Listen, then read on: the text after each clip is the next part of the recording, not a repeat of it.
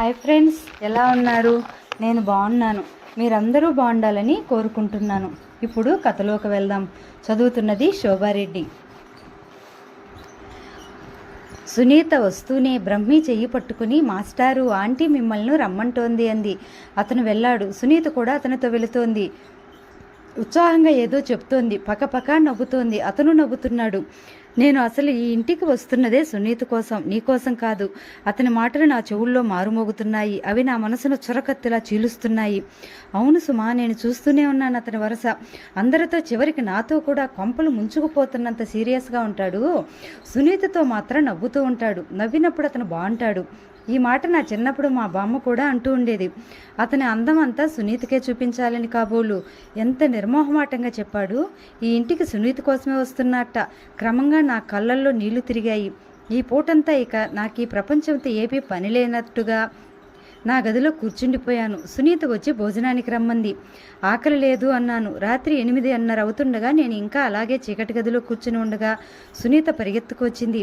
నీకు ఫోన్ వచ్చింది అంది. నేను లేనని చెప్పు అన్నాను. నాకెవరు ఫోన్ చేస్తారు? అదిగో ఆ ఫైల్స్లో ఉన్నారే బాధాపీడితులు. ఏ మహాత్మురాలో తను ఇంకా డబ్బు ఎంత కట్టాలో లెక్కడగడానికి చేసి ఉంటుంది. నన్ను ఫోన్లో పిలిచేవాళ్ళు వాళ్ళే. సునీత వెళ్ళి మళ్ళా తిరిగి వచ్చింది. అవతల ఎవరో అర్జెంట్ అంటున్నారు అంది చెయ్యి పట్టి లాగుతూ. నేను బలవంతంగా లేచి వెళ్ళాను. మళ్ళా ఇది అనసూయమ్మ గారికి తెలిస్తే డిసిప్లిన్ మీద ఆవిడ గారు ఒక లెక్చర్ ఇస్తుంది. వెళ్ళి ఫోన్ తీసుకుని హలో అన్నాను. సుకుమారి, అవతల నుంచి బ్రహ్మి పిలిచాడు. సాయంత్రం నువ్వు సరిగ్గా లేవు, నేను సరిగ్గా మాట్లాడలేదు, ఐఎమ్ సారీ. నేను వినిపించుకోకుండా పక్కకు తిరిగి, సునీత, మీ మాస్టారు నిన్ను పిలుస్తున్నారు, నీకోసమే ఫోన్, నా కోసం ఎందుకు చేస్తారు అని అక్కడ పెట్టి నా గదిలోకి వెళ్ళిపోయాను. గదిలో మంచం మీద కూర్చున్నాను. అవతల మంచం మీద సునీత నిద్రపోతుంది. నాకు నిద్ర రావటం లేదు. నా కళ్ళ వెంట నీళ్లు కారిపోతున్నాయి. నాకు మా ఇల్లు గుర్తుకు వచ్చింది. మా అమ్మ బామ్మ గుర్తుకు వచ్చారు. నేను వాళ్ళందరినీ వదిలేసుకుని ఇక్కడికి పడి ఉన్నాను. నాకు ఏడుపు వచ్చేసింది. ఇన్నాళ్ళు నాకు బ్రహ్మి ఉన్నాడని ధైర్యంగా ఉన్నాను. ఇప్పుడు తెలిసిపోయింది. అతని దృష్టి అంతా సునీతతో మంచితనంగా ఉండాలని. నేను మోకాళ్ళ మధ్య తల దించుకుని ఏడ్చేశాను. అసలు నేనెందుకు పుట్టాను? ఈ కష్టాలు పడడానికేనా? ఈ ప్రపంచంలో అందరూ హాయిగా ఆనందంగా ఉన్నారు. నా ఒక్కదానికే ఈ బాధలు. నన్ను పుట్టించిన ఆ భగవంతుడు కనిపిస్తే బాగుండు. జన్మలో ఇంకే ఆడపిల్లకు ఇలాంటి కష్టాలు పెట్టకుండా చెడామడా చివాట్లు పెట్టేస్తాను. మర్నాడు 10 గంటల వేళ నేను హ్యాంగింగ్ పాట్స్కి నీళ్లు పోస్తున్నాను. హ్యాంగింగ్ పాట్స్కి. ఇంతలో బ్రహ్మి వచ్చాడు.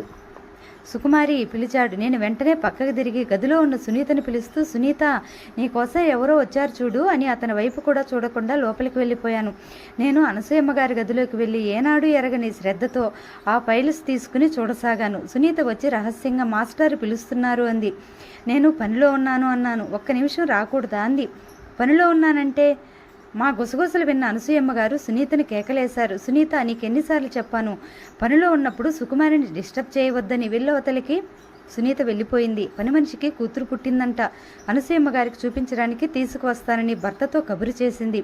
అనసూయమ్మ గారు వెంటనే నన్ను పిలిచి బజారుకి వెళ్ళి ఒక గౌను కొనుక్కురా అంటూ పురమాయించాడు. నేను బయలుదేరుతుంటే సునీత నేను వస్తానని నా వెంట బయలుదేరి వచ్చింది. ఈరోజు ఎందుకంత కోపంగా ఉన్నావు అడిగింది. నేనేం లేను అన్నాను. ఉన్నావు అంది ఖచ్చితంగా. లేను, ఉన్నానంటున్నాను. నడి రోడ్డు మీద గట్టిగా మాట్లాడుతున్న మా ఇద్దరిని దోవన పోయే వాళ్ళు చూస్తున్నారు. అందరూ చూస్తున్నారు, పద అన్నాను. నేను రాను, నువ్వు కారణం చెప్పందే కదలను అంది. నాకు సునీత బొంగమూతి చూడగానే పక్కున నవ్వు వచ్చింది. అమ్మయ్య, నువ్వు నవ్వావు కదా, పద అంది. సునీత నవ్వించే మాటలతో నేను బ్రహ్మి మీద కోపం మర్చిపోయాను. మేమిద్దరం గౌను కొనుక్కుని బజారు నుంచి తిరిగి వస్తున్నాం. నేను షాపుల్లో అందంగా చీరలు కట్టి అమ్మాయిల్లా నిలబెట్టిన బొమ్మలను చూపిస్తూ, ఇవి అచ్చు అమ్మాయిల్లా ఉన్నాయి కదూ అన్నాను. ఏం లేవు అంది సునీత. లేవా? నాకు అచ్చు అలానే అనిపిస్తున్నాయి అంది. నేను కూడా మొదట్లో అలాగే అనుకున్నాను, కానీ మాస్టర్ ఒకసారి చెప్పారు, అమ్మాయిలైతే ఇంతమంది రోడ్డును చూస్తూ వెళ్తుంటే కదలకుండా అలా నిలబడగలరా చెప్పు అన్నారు. నిజమే సుమా అన్నాను. ఏమిటి, మీ ఇద్దరు బజార్లు కూడా తిరుగుతున్నారా అన్నాను. ఓ, నాకెప్పుడైనా బోర్ కొడుతుంది. మాస్టారు అంటే ఎక్కడికైనా తీసుకెళ్తారు. ఎక్కడెక్కడికి? నా కళ్ళకి రోడ్డుని వెళ్ళే మనుషులు కనిపించడం మానేశారు. కళ్ళ ముందు ఎర్రగా బగ్గుమంటున్న మంటలు కనిపిస్తున్నాయి. ఒకచోట ఏమిటి, ఎక్కడ పడితే అక్కడికి.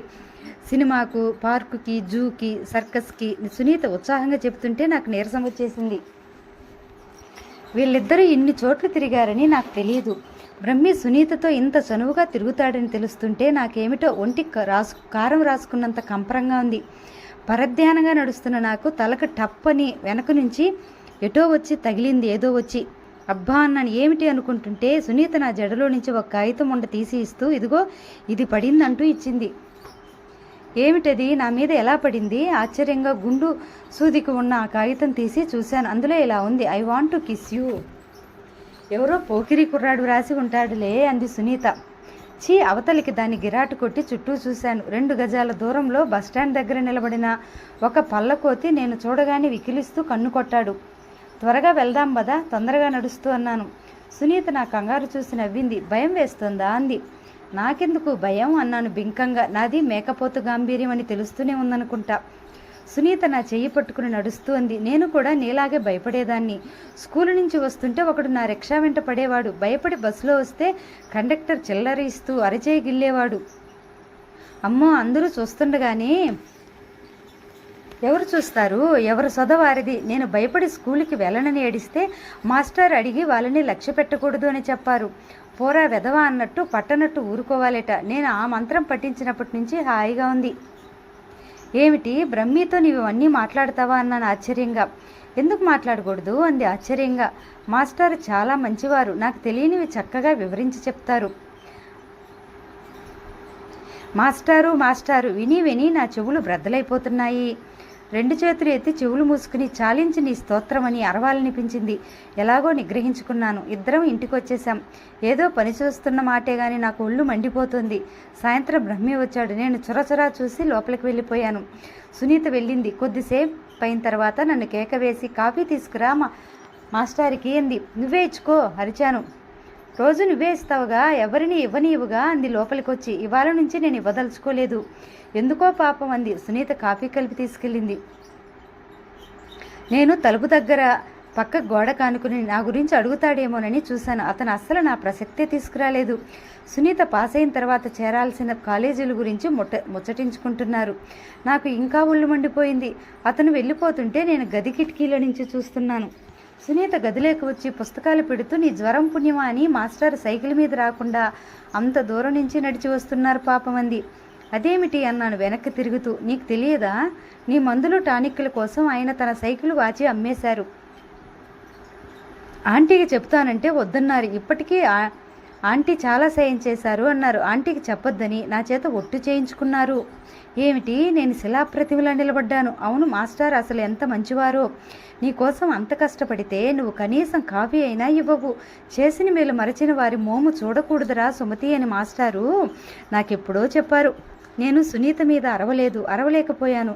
ఏమిటి, బ్రహ్మి నా కోసం సైకిల్ వాచి అమ్మేశాడా? సునీత చెప్పకపోతే నాకు అసలు తెలిసేది కాదు. ఛీ, నేనెంత కఠినంగా ప్రవర్తించాను. నా సుస్థి సంగతి ఎలా మర్చిపోయాను. దాని వెంట వరుసగా అతను నా కోసం పడిన పాటలు, చేసిన మేలు గుర్తుకొచ్చేశాయి. నా కోసం అదుర్దా గుర్తొచ్చింది. నా కోపం ఆవిర్లా అంతమైపోయింది. నన్ను నేను తిట్టుకున్నాను. జన్మలో అతన్ని ఏమీ అనకూడదని నిశ్చయించుకున్నాను. నా మీద ఇష్టం లేకపోతే అతను నా కోసం ఇన్ని పనులు ఎందుకు చేస్తాడు? అతను ఇక నుంచి ఒక్క సునీతతోనే కాదు, ఎంతమంది ఆడవాళ్లతో ఎంత విరగబడి నవ్వినా నేను కాస్త కూడా బాధపడను. మర్నాడు బ్రహ్మి రాగానే నేనే కాఫీ కలిపి వెళ్తున్నాను. సునీత వంట ఇంట్లోకి వచ్చింది. ఎవరికి, మాస్టర్కేనా? అవునన్నట్టు తలూపాను. ఇవ్వనన్నావుగా సునీత గుర్తు చేసింది. అది నిన్నటి మాట, ఈరోజు ఇస్తానని అంటున్నాను అన్నాను సీరియస్గా. మాస్టర్ ఈ మాట నిన్ననే అన్నారు. ఏమని? మీకు సుకుమారిక కాఫీ ఇవ్వదట అంటే అది ఈరోజు మాట, రేపు ఇంకో మాట అంటుందిలే అన్నారు. నాకు వెంటనే ఆ కాఫీ కప్పు ఎత్తి సునీత నెత్తి మీద పగలగొట్టాలని అనిపించింది. లేక బ్రహ్మి నెత్తి మీద విసరనా? సునీత నన్ను చూసి నవ్వుతోంది. నేను చాలా కష్టం మీద కోపాన్ని తమాయించుకున్నాను. కాఫీ తీసుకువెళ్ళి ఇచ్చాను. అతను తీసుకున్నాడు. నిన్నటి నా ప్రవర్తనకి కోపం తెచ్చుకోలేదు, సంజాయిషి అడగలేదు. అతని కంఠం చాలా మామూలుగా, మా ఇద్దరి మధ్య ఏమీ జరగనట్టుగా ఉంది. నేను అలా ఉన్నానని అతనికి బాధగా అనిపించలేదా? రాత్రి నిద్రపోలేదు అన్నాను. ఎందుకని? నిద్ర రాలేదు. నువ్వు నన్ను నిద్రపోనిస్తేగా అన్నాను. అదేమిటి అన్నాడు. నీకు చాలా విషయాలు తెలుసునని, అవి అందరికీ నూరు పోస్తూ ఉంటావని. నా మాట పూర్తి కాకుండానే అన్నాడు. ఏది? బస్సులో అబ్బాయిలు ఏడిపిస్తుంటే జాగ్రత్తగా ఉండమనటం, బస్టాండ్ల దగ్గర మగపిల్లలు కోతి చేష్టలు చేస్తే పట్టించుకోకుండా ధైర్యంగా ఉండమనటం. నేను కళ్ళు పెద్దవి చేసి చూశాను. ఏమిటి, ఇవి కూడా చెప్పేసిందా? నిలదీసినట్టు అన్నాను. అవి చెప్పకూడని విషయాలు అని నీకెందుకు అనిపిస్తుంది అడిగాడతను. నేను జవాబు చెప్పలేకపోయాను. జవాబు చెప్పు అన్నాడు. నేను ఎటో చూస్తూ అన్నాను. ఎంతైనా మీరిద్దరూ ఒకటి, చాలా స్నేహంగా ఉంటారు, నేను వేరు. అతను కాస్త ఆగి అన్నాడు. అవును, నువ్వు వేరు, చాలా వేరు. నువ్వు సునీతతో అలా పోల్చుకోవటమే పెద్ద తప్పు. నేను ఈ ఇంట్లో ఒక ఉద్యోగిని. సునీత పుణ్యమా అని సునీతకు చదువు చెప్పటం వల్లనే నా కాళ్ళ మీద నేను నిలబడుతున్నాను. నీకు ఒక ఆశ్రయం దొరికింది. నువ్వు ఇక్కడ ఉండటం అనేది నీకు ఎంత రక్షణో మర్చిపోయి మాటిమాటికి సునీతతో నిన్ను పోల్చుకుంటున్నావు. మీ ఇద్దరిది వయసు ఒకటే కావచ్చు, కానీ పరిస్థితుల్లో అస్థిమశాఖాంతరం తేడా ఉంది. సునీత ఈ ఇంటికి యజమానురాలు, నువ్వు ఆశ్రయం కోరి వచ్చిన మనిషివి.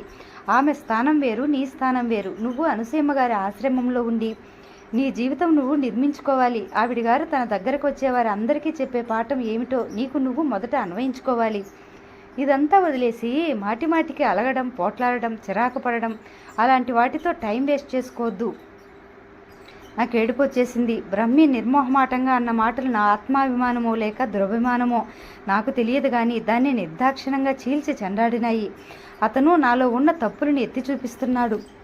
అతను చెప్పింది నిజమే కావచ్చు. నేను ఈ ఇంట్లో ఆశ్రయం కోరి వచ్చిన మనిషినే ఒప్పుకుంటున్నాను, కానీ నాకు ఉధృతంగా ఆపుకోలేనట్టు ఏడుపు వచ్చేసింది. నాకు అసలు ఈ బాధలు ఎందుకు రావాలి అన్నాను ఏడుస్తూ. ఈ ప్రపంచంలో బాధలు పడే ప్రతి వ్యక్తి అనుకునే మాట ఇది. దానికి ఎవరూ జవాబు చెప్పలేరు. కొంతమంది ఎందుకు అందంగా ఉంటారు, కొంతమంది ఎందుకు సుఖంగా ఉంటారు, మరికొంతమంది ఎందుకు బాధలు పడతారు? ఈ ప్రశ్నలకు ఆ పరమేశ్వరుడు తప్ప ఎవరూ జవాబు చెప్పలేరు. నేను చెప్పేది ఒక్కటే, ఉన్నంతలో మన జీవితాన్ని మనం సుఖమయం చేసుకోవాలి. ఆ ప్రయత్నం గురించి మర్చిపోయి ఇంకా ఏవేవో మనకి లేని అదృష్టాల గురించి వ్యధ చెందుతూ ఉంటే చేతిలో ఉన్న జీవితం వేళ్ల మధ్య నీళ్లులా జారిపోతూనే ఉంటుంది. సుకుమారి, నీకు ఒక మంచి అవకాశం నీకు ఎదురుగా వచ్చింది. నువ్వు నీ కళ్ళతో చూసావుగా ఎంతమంది లెక్చరర్లు, డాక్టర్లు, ఐఏఎస్ ఆఫీసర్లు, టెలిఫోన్ ఆపరేటర్లు అనసూయమ్మ గారి పుణ్యమా అని ఆమె సహకారంతో జీవితం నిర్మించుకుని సుఖంగా ఉన్నారో. నువ్వు కూడా ఆమె ప్రాపకంతో నీ కాళ్ళ మీద నువ్వు నిలబడే ప్రయత్నం చేస్తే నాకు చాలా సంతోషంగా ఉంటుంది. నువ్వు తెలివిగలదానివి. కాస్త మనసు పెడితే ఏదైనా ఇట్టే గ్రహించగలవు. నీకు దక్కిన ఈ అవకాశం విలువ తెలుసుకుని జాగ్రత్తగా మసులుకుని జీవితం బాగు చేసుకుంటావో లేక అత్యాశలకు పోయి అనవసర భ్రమలకు లోబడి చేజార్చుకుంటావో అంతా నీ ఇష్టం. అంతా పూర్తిగా నీ ఇష్టం. నిన్నెవరూ ఆపరు, మందలించరు. నీ ఇష్టం వచ్చినట్టు నువ్వు నిర్ణయం తీసుకో. నేను ఇంతకంటే ఏం చెప్పలేను. అతను అక్కడి నుంచి హఠాత్తుగా వెళ్ళిపోయాడు. నేను మ్రాన్పడిపోయినట్టు చాలాసేపు అక్కడే ప్రతిమలా నిలబడిపోయాను. మొదట చాలా రోషం వచ్చింది. నేనేం దిక్కులేనిదన్నా, నాకెవరూ లేరు ఏమిటి, నాకేం తక్కువ, నేను ఇప్పుడు ఇంటికి వెళ్ళాలే కానీ మా బామ్మ అమ్మ నన్ను దగ్గరకు తీసుకోరా, తప్పకుండా తీసుకుంటారు. నేను నా గదిలోకి వచ్చి కూర్చున్నాను. వెళ్ళిపోవటానికి పెట్టి సర్దుకున్నాను. వెళ్తాను నిజమే, కానీ ఏం ప్రయోజనం? మళ్ళా వాళ్ళ ఇష్టాలు నా నెత్తి మీద రుద్దుతారు. వారికి నచ్చిన విధంగా నన్ను బ్రతకమంటారు.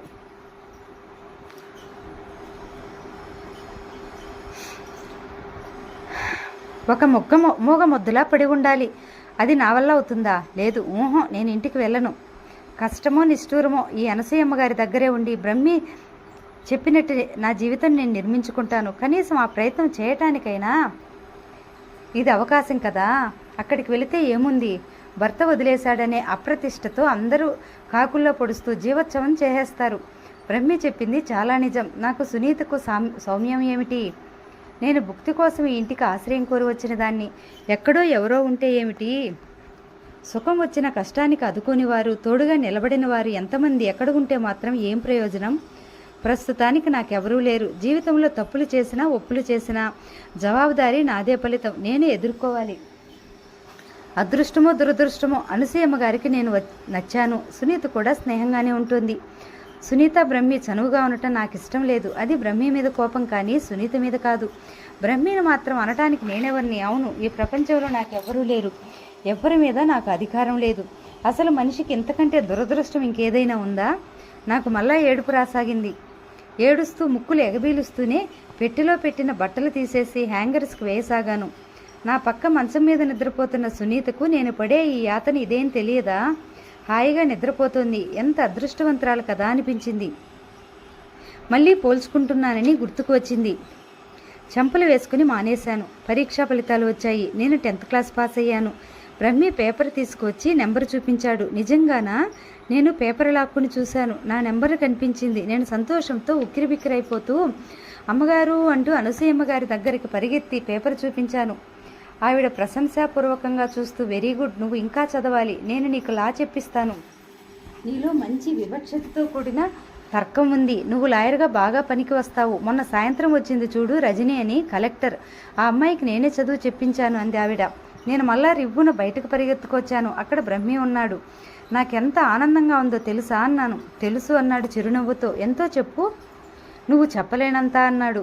ఇంతకీ సునీత పరీక్ష అప్పుడు గుర్తొచ్చింది నాకు. పాస్ అయింది. స్టేట్ మొత్తం మీద 2nd వచ్చింది. నేను చెబుతామనుకుంటుండగానే నువ్వు లోపలికి వెళ్ళావు అన్నాడు. సునీత ఊరిలో లేదు. బంధువులు ఇంట్లో పెళ్లి ఉంటే మెడ్రాస్ వెళ్ళింది. నేను పాస్ అయ్యానుగా, నాకు ఇక ఉద్యోగం వచ్చేస్తుందా? బ్రహ్మీని ఆశగా అడిగాను. ఉద్యోగమా? పెద్ద పెద్ద డిగ్రీలు చదివిన వాళ్ళే అక్కడ పడిగాపులు పడి ఏడుస్తున్నారు. ఈ బోర్డు 10థ్కు ఎవరు ఉద్యోగం ఇస్తారు?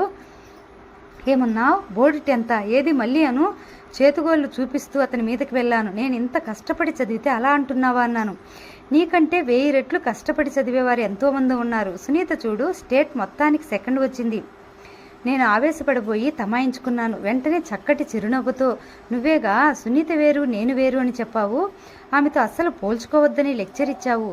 మళ్ళీ నువ్వే ఎందుకు పోలుస్తున్నావు ఇప్పుడు? బ్రహ్మి జవాబు చెప్పలేనట్లు చూశాడు.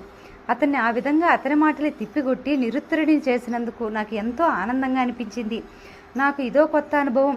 ఎవరేమన్నా ముఖం మీద చిరునవ్వు చెక్కు చెదరకుండా ఎదుటివారి నోరు మూయించేటట్టు సమాధానం చెప్పి నోరు మూయించటంలో గల ఆనందం మొట్టమొదటిసారిగా అనుభవమైంది. నేను ఈ ప్రయోగం బ్రహ్మి మీదనే ప్రయోగించి విజయం సాధించినందుకు రెట్టింపు సంతోషంగా అనిపించింది. ఒక్క క్షణం ఉండు, ఇప్పుడే వస్తాను అని లోపలికి పరిగెత్తాను.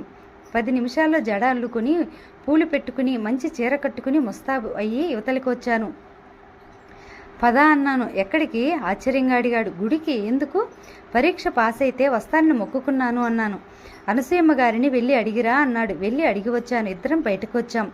గుడి దగ్గరలోనే ఉంది. నడిచి వెళ్తున్నాం. నేను చాలా టీవీగా నడుస్తున్నాను. నేనిప్పుడు చదువురాని మొద్దుని కాను. చదువు వచ్చి పరీక్ష పాస్ అయిన అమ్మాయిని. నా కాళ్ళు భూమి మీద 6 అడుగుల ఎత్తున నడుస్తున్నట్టుగా ఉంది. నాకేమిటో మనసు నిండా ఉత్సాహం, మేరు పర్వతం అంత ఆత్మవిశ్వాసం. ఈ ప్రపంచాన్ని చిటికెన వేలతో జయించగలగనంత ధీమాగా ఉంది. మనసు చైతన్యవంతంగా, నాకు నేను ఒక నయాగరా జలపాతం అంత శక్తివంతంగా, ఆనందంతో ఉరకలు వేస్తున్న ప్రవాహంలా అనిపిస్తున్నాను. ఇద్దరం గుడికి వచ్చాం. నేను భక్తిగా కళ్ళు మూసుకుని దండం పెట్టాను. భక్తిగా, స్వామి, ఇంకే పరీక్షలు నేను వ్రాయకుండా నాకు పెద్ద ఉద్యోగం, పేరు ప్రతిష్టలు వచ్చేట్లు చెయ్యి. నువ్వు ఎలాంటి పని అప్పచెప్పినా సంతోషంగా స్వీకరించి చేస్తాను. పరీక్షలకు మాత్రం ఇక చదవలేను. అది చాలా తలనొప్పి వ్యవహారం. రాత్రిళ్ళు మేలుకోవాలి. పరీక్షల ముందు భయంతో జ్వరం. నాకు పరీక్షలు వద్దు స్వామి, పెద్ద ఉద్యోగం మాత్రం చాలా అవసరం. అది ఇప్పించవా? నీకు ఆకుపూజ చేయిస్తాను. నేను భక్తిగా చేతులు జోడించి శ్రద్ధగా కళ్ళు మూసుకుని కోరికల దండకం చదువుకుంటూ పోతుంటే ఇంతలో ఏముండో అబ్బాయి గారు అంటూ ఒక పొలికేక వినిపించింది. నేను ఉలికిపాటుగా కళ్ళు తెరిచి తల తిప్పి చూశాను. దూరం నుంచి వీరయ్య పరుగును వచ్చాడు. బ్రహ్మీని బాగున్నారా బాబు అని పలకరిస్తూ నన్ను ఎగాదిగా చూస్తూ గుడ్లు మెటకరించి, ఏమిటేమిటి అమ్మాయి గారా, ఇదెలా సాధ్యం అన్నాడు అయోమయంగా అయిపోతూ. ఏమైంది వీరయ్య అన్నాడు బ్రహ్మి. అది కాదండి, మరేమో అమ్మాయి గారికి ఒంట్లో బాగోలేకపోతే హైదరాబాద్ తీసుకెళ్లారని, అక్కడ చచ్చిపోయారని అన్నారు కదండి. ఏమిటి, నేను చచ్చిపోయానా? ఇదిగో వీరయ్య మీదకు వెళ్ళిపోతుంటే బ్రహ్మి బలవంతంగా వెనక్కలాగాడు. ఎవరు చెప్పారు వీరయ్య ఈ కట్టుకథలు? ఊరిలో అందరూ అన్నారండి. బామ్మగారికి శ్రాద్ధానికి రమ్మని టెలిగ్రామ్ ఇచ్చారట. అల్లుడు గారు గుండు గీయించుకుని కర్మ కూడా చేశారట. ఏమిటి, ఎంత పని చేశారా? అయితే నేను ఇప్పుడు దయ్యాన్ని అన్నమాట. ఇదిగో వీరయ్య, వచ్చి దయ్యంలాగానే వాళ్ళందరినీ పీక్కు తింటానని చెప్పు, తెలిసిందా? బ్రహ్మి వీరయ్యను దూరంగా తీసుకువెళ్ళి ఏదో మాట్లాడి పంపేసి వచ్చాడు. ఏమిటా మంతనాలు అన్నాను. నిన్ను ఇక్కడ చూశానని ఎవరికీ చెప్పవద్దని వచ్చాను. మేమిద్దరం గుడిమెట్ల మీద కూర్చున్నాం. ఏమిటో నేను పరీక్ష పాస్ అయ్యి అంత ఆనందంగా ఉంటే ఈ వీరయ్య వచ్చి నా చావు కబురు నాకే చెప్పి నా సంతోషమంతా పాడు చేసేశాడు. అసలు నేను బ్రతికి ఉంటే నన్ను తీసుకెళ్ళలేక వాళ్ళ పరువుని దక్కించుకోవటానికి ఇంత దారుణంగా అబద్ధమాడతారా? వాళ్ళకి ఎంత ధైర్యం? మా వాళ్ళు మౌనంగా ఉంటారా అన్నాను దిగులుగా. ఆ ఉత్సాహం, జలపాతాలు, ఆ ఆత్మధైర్యం, మేరు పర్వతాలు ఏమైపోయినాయో. నేను మామూలు సుకుమారిలా ఉన్నాను. ఇలాంటి మాటలు అస్సలు పట్టించుకోకూడదు చూడు, బాగా గుర్తుపెట్టుకో. ఒకరి సంగతి మనకు అనవసరం, మన సంగతి మనం చూసుకోవాలి. ఎవరేమన్నా లక్ష్య పెట్టకూడదు అన్నాడు. నేను తల ఊపాను. నేను ఇప్పుడే ఆ పాఠం నేర్చుకుంటున్నాను. అత్తయ్య ఇంటికి వచ్చిందా? నేను మీ ఇంట్లో లేనుగా. ఆవిడికి ఇంకెందుకు కోపం? పూనా ఉద్యోగం వదిలేశానని. అదా? దానికి కారణం నేనేగా. నేనేం చెప్పలేకపోయాను. అనసూయమ్మ గారి ఇంటికి వెళ్ళవద్దంటుంది, నీ జోలు పట్టించుకోవద్దంటుంది. అంతకంటే అతను ఇంకేం చెప్పలేదు. అయినా తల్లి కొడుకుల మధ్య వాగ్వాదం బాగానే జరిగి ఉంటుందని అనుకున్నాను. అత్తయ్యకి ఎంతో కోపం వస్తే తప్ప కొడుకు దగ్గరకు నుంచి వెళ్ళిపోదు. మేము తిరిగి వస్తుంటే ఒక బొమ్మల బండి కనిపించింది. బండి అతను ఒక కోతి బొమ్మను ఆడిస్తున్నాడు. స్ప్రింగ్ కనపడగానే అది గబగబా నిచ్చెన మెట్లెక్కి వెళ్ళి నిలబడి మళ్ళీ కదపగానే జర్రుని క్రిందికి జారి వస్తుంది. ఎంత బాగుందో అన్నాను. బ్రహ్మి వెంటనే బండి దగ్గరికి వెళ్ళి అది కొని తెచ్చి ఇచ్చాడు. ఇదేమిటి, నేను బాగుంది అన్నానే కానీ కావాలని అనలేదుగా. బాగున్నదని నువ్వంటే నీకు ఇవ్వాలని అనిపించింది. ఉండని, ఎంతో కష్టపడి చదివి పరీక్ష పాస్ అయ్యావుగా, ఇది నా బహుమతి అన్నాడు. నేను కోతి బొమ్మ స్ప్రింగ్ లాగాను. అది గబగబా నిచ్చెనెక్కి కూర్చుంది. నిన్ను ఎక్కువసేపు అక్కడ ఉండనీలే, మళ్ళీ స్ప్రింగ్ లాగాను. అది జర్రుని క్రిందకు జారింది. నేను పకపక నవ్వుతుంటే బ్రహ్మి అదృష్టం చేతిలో మనం కూడా ఇంతేనేమో అన్నాడు. నేను పరీక్ష పాస్ అయ్యాను. బ్రహ్మి అన్నది నిజమే. పట్టుదల ఉంటే సాధించలేనిదంటూ ఏదీ లేదేమో. పరీక్ష అయినా జీవితమైనా క్షుణ్ణంగా అర్థం చేసుకుని సిద్ధం అవ్వాలి. అప్పుడు మనకి చాలా ధైర్యంగా ఉంటుంది. జీవితం అంతా ఒక పరీక్ష, దానిని ఎదుర్కోలేమేమో అనేవారికి భయం పుడుతుంది. కృషి సాధన చేసేవారికి ఏ వెరపు ఉండదు. నేను ఒక నిశ్చయానికి వచ్చేశాను. ఈ పరీక్షా ఫలితాల కోసమే ఎదురు చూస్తున్నాను. నేను ఇక అనసూయమ్మ గారి ఇంట్లో ఉండను. ఏదైనా చిన్న ఉద్యోగం, ఎంత చిన్నదైనా సరే చూసుకుని ఆ ఇంట్లో నుంచి వెళ్ళిపోతాను. ఆ ఇంట్లో ఇప్పుడు నాకు ఎదురయ్యే పెద్ద ఇబ్బంది ఒకటి నన్ను చాలా భయపెడుతోంది. నన్ను ఆవిడ లా చదివిస్తానంటోంది. ఆవిడ మాట అంటే సాధించే మనిషి. లా చదవాలంటే మాటలా? ఇంటర్ చదవాలి, బిఏ పాస్ అవ్వాలి, ఆ పైన లా చదవటం. అది పూర్తయ్యే లోపల నాకు ముసలితనం వచ్చేస్తుంది. అది మాత్రం ఖాయం. ఏమిటి ఆ దీర్ఘాలోచన అడిగాడు బ్రహ్మి. నా మనసులో భయం చెప్పేశాను. నువ్వు గోరంతని కొండంతగా ఊహించుకుని భయపడుతున్నావు అన్నాడు. మేమిద్దరం ఇంట్లో అడుగుపెట్టేసరికి ఇల్లంతా నానా కంగారుగా ఉంది. పని వాళ్ళంతా హడావిడిగా పరుగులు తీస్తున్నారు. మేము లోపలికి రాగానే పాండు ఏడుస్తూ ఎదురు వచ్చి, అమ్మగారు పడిపోయారండి, నోట మాట రావడం లేదు, డాక్టర్ గారికి ఫోన్ చేస్తే ఆయన ఇంట్లో లేరన్నారు అన్నాడు. ఆ మాటలు వింటూనే బ్రహ్మి అనసూయమ్మ గారి గదిలోకి పరిగెత్తాడు. ఇతర వెంటే నేను పరిగెత్తాను. అక్కడే పడక గదిలో కనిపించిన దృశ్యం చూసి నా ఒళ్ళు జలధరించింది. ఆవిడ క్రింద పడిపోయింది. కనుగుడ్లు తిరిగి ఉన్నాయి. నోట్లోంచి పెద్దగా మూలుగు వస్తోంది. బ్రహ్మి నన్ను పాండును సాయం పట్టమని అతి కష్టం మీద ఎత్తి ఆవిడని మంచం మీద పడుకోబెట్టాడు. నన్ను ఆవిడ దగ్గరే ఉండమని వెంటనే బయటకు పరిగెత్తాడు. పాండు పని మనిషి ఏమిటేమిటో చేతులు తిప్పుతూ కంగారుగా ఏడుస్తూ నాకు చెప్తున్నారు. వారి మాటలు నాకేం వినిపించటం లేదు. 15 గంటలో డాక్టర్ గారు వచ్చారు. నేను క్లబ్లో ఉన్నానయ్యా, మా ఆవిడ చెప్పలేదంటూ ఆవిడని పరీక్ష చేసి వెంటనే ఫోన్ దగ్గరికి వెళ్ళి నరసింహం ఫోన్ చేసి అంబులెన్స్ పంపించమన్నారు. అరగంటలో అంబులెన్స్ రానే వచ్చింది. ఆవిడని అందులోకి ఎక్కించారు. సునీత ఊరిలో లేదు. బ్రహ్మి నన్ను త్వరగా రమ్మనమని అరుస్తున్నాడు. నేను వెళ్ళబోతూ ఎందుకో ఒక్క క్షణం ఆగి ఎవరో నన్ను తరిమినట్టే బెడ్రూమ్లోకి పరిగెత్తాను. అక్కడ నేల మీద తాళం చెవులు గుర్తుపడి ఉంది. అది తీసుకున్నాను. గబగబా వెళ్ళి ఆవిడ పర్సనల్ బీరువా తెరిచి ఉంటే అది తాళం వేసేశాను. తాళం చెవులు నా బ్యాగ్లో వేసుకున్నాను. వెంటనే మెరుపులా బయటకు వచ్చి అంబులెన్స్ ఎక్కాను. ఆవిడ తల దగ్గర కూర్చున్నాను. ఆమె స్పృహలో లేదు. తను ఎక్కడ వెళ్తుందో ఆమెకు తెలియదు.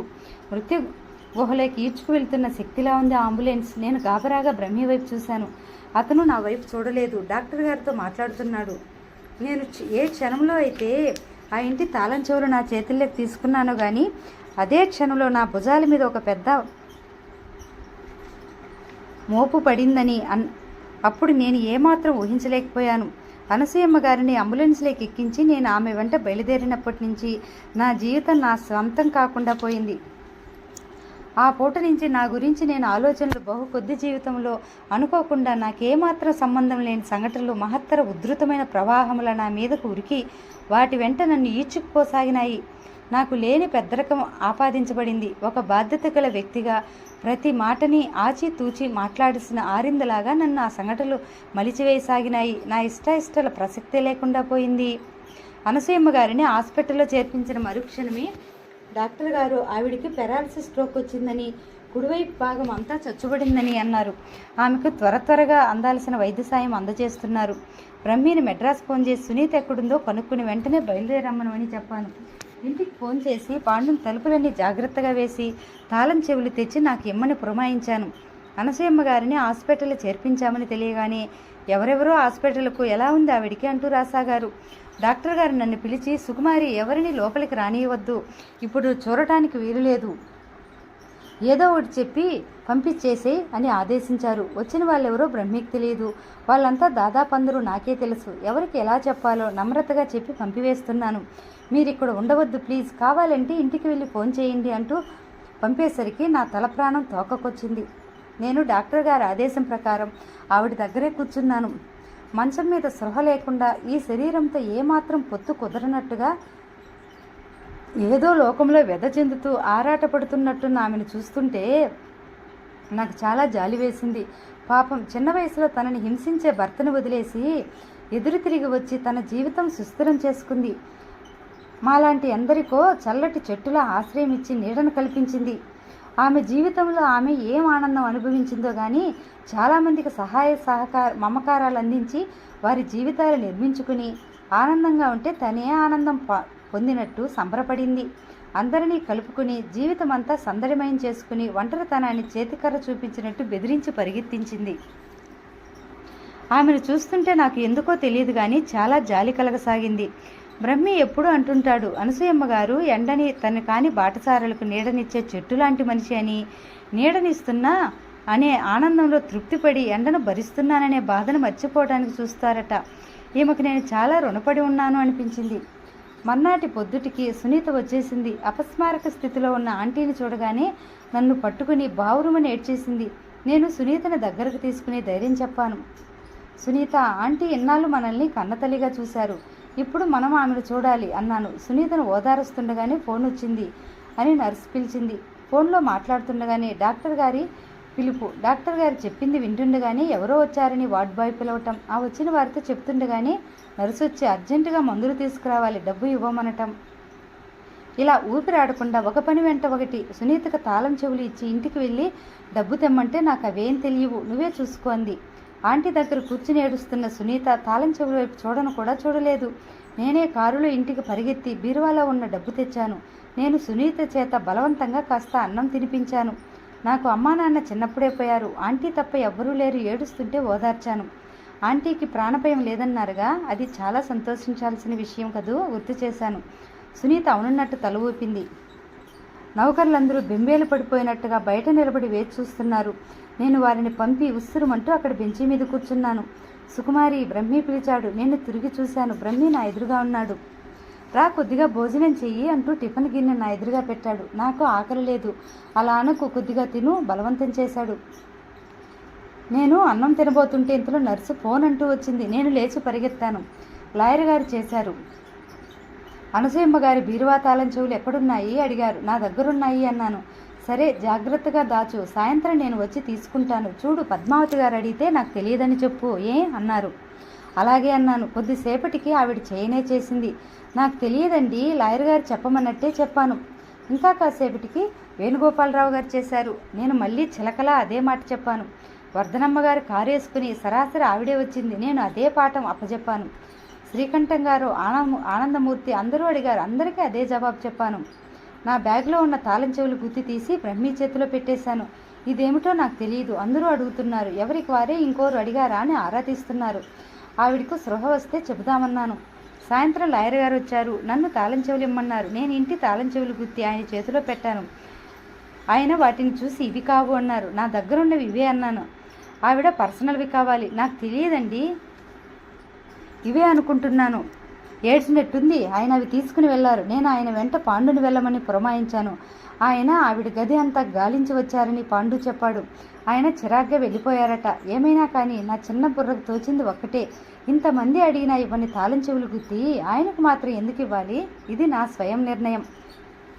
దాదాపు 15 రోజులకి అనసూయమ్మ గారు బాగా కోలుకున్నారు. హాస్పిటల్ నుంచి డిశ్చార్జ్ చేశారు.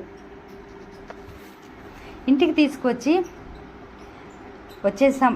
డాక్టర్లు ఆమెకు ఉదయం నుంచి సాయంత్రం వరకు క్రమబద్ధంగానే చేయాల్సిన ఎక్సర్సైజ్ గురించి చెప్పారు. ఆమె కాలు చెయ్యి ఇప్పుడిప్పుడే స్వాధీనంలోకి రావని, ఎక్సర్సైజ్ చేయగా కొన్ని నెలలకు ఫలితం కనిపించవచ్చని అన్నారు. అత్యంత కష్టం మీద వెనక నుంచి ఒక మనిషి పట్టుకుని లేవదీస్తే ఆవిడ మంచం మీద నుంచి లేచి తిళ్ళకి ఆనుకొని కూర్చోగలుగుతున్నారు. ఆంటీ హాస్పిటల్లో బాగా స్పృహ వచ్చి కోలుకున్న తర్వాత నేను బ్రహ్మి దగ్గర దాచిన తాళం చెవులు గుర్తి ఇచ్చి లాయర్ గారు మొదలై వాళ్ళంతా వాటిని గురించి అడిగిన సంగతి నేను నాకు తెలియదన్న వైనం చెప్పేశాను. ఆవిడ ప్రశంసాపూర్వకంగా చూస్తూ నన్ను దగ్గరకు రమ్మని సైగ చేశారు. దగ్గరకు వెళ్ళగానే ముఖం వంచి బొగ్గన ముద్దు పెట్టుకుని, చాలా మంచి పని చేశావు. ఆ బీరువా నిండా వాళ్ళంతా వారి అవసరాలకు నా దగ్గర తీసుకున్న పైకం ప్రోనోట్లున్నాయి అన్నారు. నన్ను బ్రహ్మిని కలయి చూస్తూ, మీ ఇద్దరు నాకు వచ్చిన ఈ ఆపదలో చేసిన మేలు మర్చిపోనర్రా అన్నారు.